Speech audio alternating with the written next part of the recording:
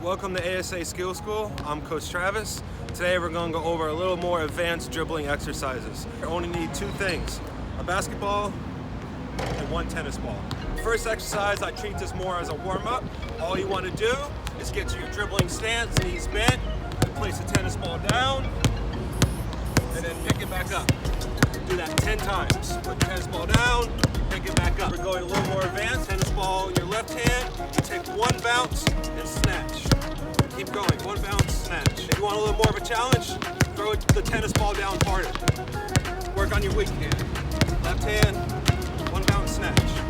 One bounce, snatch. This time, throw it in the air, catch.